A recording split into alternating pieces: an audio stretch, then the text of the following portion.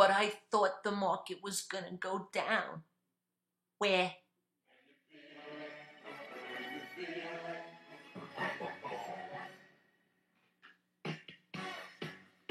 Now, you must be losing your minds at this point, right? How could we possibly keep going up? How could these stocks keep on tacking on more and more? Well, I'm going to explain it to you. Well, first of all, if you don't know the nickname for the stock market right now, it goes by the beautiful name of TINA, T-I-N-A. There is no alternative.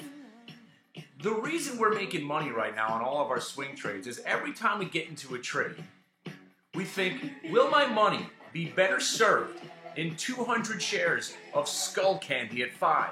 Will my money be better off in a few hundred shares of JSO than it would be in a bank? Will my money be better served in some of these stocks that haven't rallied yet than sitting in a bank, and I will just wait for them to move? Right now, this market basically has been rewarding everybody, and we are scraping the bottom of the barrel to find new trades, new ideas, and they keep on working. For instance, we're in WLT right now, DMND, The Fresh Market, TFM, Blue Nile, NILE, Yandex, YNDX, MCP. Why Skull Candy? Any one of these stocks, if you haven't watched, as soon as they stop going down, you get a 20% move, and then you get a 100% move on top of that. Absolutely stunning and absurd. The only way to make money in a bull market is to suspend your disbelief. I can't believe this is still going up. You just have to get involved. Press that button. Push that button. That's all it takes. You see a stock that's breaking out of a certain level, you get in. We've been waiting for WLT to get past 19 for weeks now. Bang, jump in. Next thing you know, it goes to 20. Skull Candy, been waiting for this thing to get past 5.25 for a while. Bang, looks like it's headed to 6. Every stock we look at has been moving. Okay, so this is also known as the dash for trash. The signs that people have been looking for. When will this market top out? When will it even pull back? Do you realize for the last 3 weeks, we have not had a pullback that lasted more than an hour and a half? Check the charts. Crazy as it sounds, we have not had a pullback on the QQQ that's lasted more than an hour and a half for 3 weeks right now. We have not gone down on a Tuesday for the entire year, and we've been rallying like never before. And now they're starting to compare this to 1999. This is better. These are legitimate stocks. These are legitimate companies making their comebacks and going to where they have to go, which is right back to where they came from. So if you've got a stock that's languishing, just wait it out. You've got a 99% chance of eventually your stock, except if it's dry shits, DRYS, or Lucent, you've got a chance of a stock going up 100%. Which brings me to my point. Everybody wants to know, when's it going to come down? When's this market going to sell off? Well, you could probably bet it's not going to happen tomorrow, being Tuesday, but what you can bet on is that when dry shits, DRYS, starts to rally and gets to $3 or $4 and up 100%, you know there's nothing left for this market to do but go down, because that is officially the worst stock on the planet, next to Lucent. There's only a few left that haven't rallied. Look what JSO did. Look what all the Solars did today. All they need is a catalyst. But at the same time, these are stocks that are not supposed to be doing this. And when they start doing that, you know there's nothing left to go up. But here's another thing. Here's the reason the market can't go down. The stocks that I just mentioned, right? The stocks that I just mentioned are all pieces of garbage, right? But they continue to go up. So what I'm saying here is I have no idea what I'm saying. I just lost my train of thought. What were we talking about? JSO, WLT, what the hell are we talking about? I was going to make a very valid point. I don't know what it is right now. I can't even think about what it might be. So I will end the video right there. If I remember what I wanted to say, I will come back. Okay, no, what I really wanted to say was sector rotation. All the stocks that I just mentioned to you. Why are they going up right now? Because the money doesn't come out of the market. It finds a new place to go. Why do you think Google just went up to $908? Money came out of Apple, went into Google. So now Where did the money from gold and silver go into? Apparently it went into the solar industry. And you know what's going to happen next? The money's going to come out of something else, and it's going to go into the coal. I love coal. ANR, CNX. You're going to have to ship the coal. Come on. This is what's happening. We cannot go down.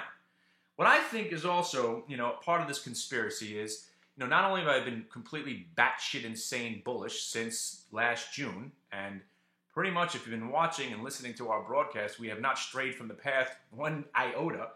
I know that last week I had a huge amount of short cues, and I paid for it dearly, and I lost, a good 10% of what I made for the entire year in like 2 days. But looking at this market right now, what can you do but sit in awe? Now, here's my portfolio beginning in November. I started building a portfolio in November, and I thought maybe by the end of the year, I'd be having a good year. So I bought some GMCR. I bought some First Solar. I bought some Tesla. I bought some US Steel. I bought some WLT. I bought some AIG. And I had about $80,000 worth of stock, right? So that right now is close to 100%. I have doubled my account just by sitting in small lots of these stocks.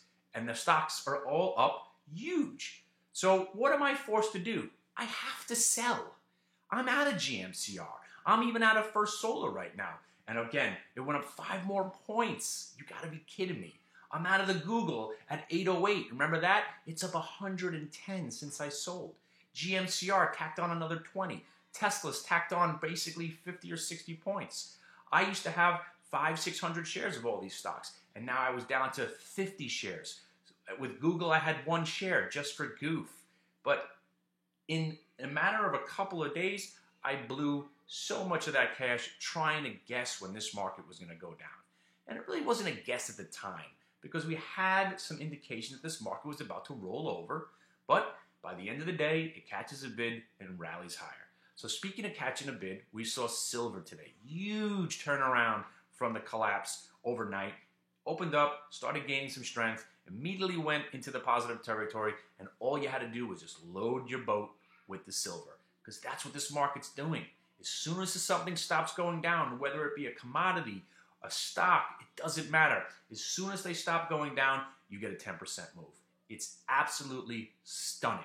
So if you want to hear what we're doing next, and I want to dedicate a big how you fucking doing to Goldman Sachs, because if you're not aware, buy and sell recommendations coming out of analysts are for their benefit only. Their benefit only.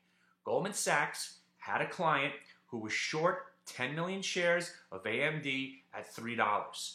He didn't want to cover at $3.50. He got very nervous at $4, but they're at $4.20, $4.30. He started shitting the bed. So he asked Goldman Sachs, can you do me a favor, please? I'm going to short another 10 million here and just put a sell recommendation on the stock so I can get out.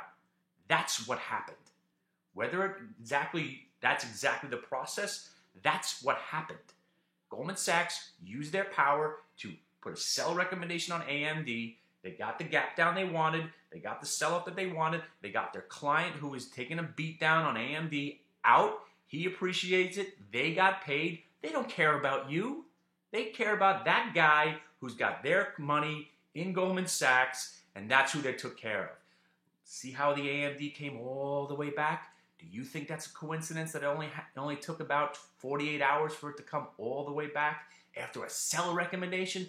This is Goldman Sachs putting a sell recommendation on a stock. And what did it do? It went from 366 right back to 410 or 415. Please, if you're going to do one thing, don't ever listen to analysts. And that is my tidbit, and that is my tip of the day. But right now, like I said, try to find a stock that hasn't rallied. We have that ARUN on our screen right now because, hey, it went down big. What do you think? It's not going to come back? 9 out of 10 stocks, after they have a big fall, within 2 or 3 days, they're making 50% of that move back up. So ARUN, we're expecting this thing to be in the 14s tomorrow. WLT, hey, if WLT breaks 20, what's it going to do? Go up to 20.5? No, it's going to go up another 2.5, maybe 5 points. You know you're going to get 15, 20% out of that move. DMND, This thing breaks 1680, gets past 17, gets past 18, right to 22, right to 23. We also have Blue Nile, which is on the verge of a breakout. Another buck or so, this thing's going to take off 7 points. Yandex, the Russian Google, we all forgot about it. Stock finally made its turn. What do you think? It's just going to stop? No. Once they bottom out, take a look at the 52-week low, and then you double it. Most stocks have been working right according to this, which is the most absurd thing I've ever heard in my life. Just look at the 52-week low. Once the stock makes a turn, you can expect it to double off that low. It's insane. Take a look at some of these charts, and you'll see what I'm talking about. I'm not making this up, kids. But again, if tomorrow we actually have some weakness, which I doubt, because the trend is your friend, maybe, again, the generational low right now on the QQQ is today's low. What we've been doing on the QQQ is every low print of the day becomes our new area of when we could actually possibly start shorting the market in general. But for now, the new low on the QQQ is 73.89. If we don't break that tomorrow, onward and upward all the way to the March 2000 level of about 82.50. And once the QQQs get to 82.50, maybe we sell off. We're sticking to the 16,500 level on the Dow, and then once we hit that, possibly we get a pullback. But we believe this market's going to rally right through 2016. And right now, the way things look, this market could be at 28,000 by the end of 2020. Believe it. Believe it. This is the beginning of the game. Remember the innings? What inning of the market rally are we in? We just started the second inning of the doubleheader. So we got 7 more innings to go, and chances are we're going into extra innings. All right? How's that? Just keep buying whatever stops going down. Because when they stop going down, there's nowhere for them to go. MCP, WLT, US Steel. Look at these charts. You know where they're going.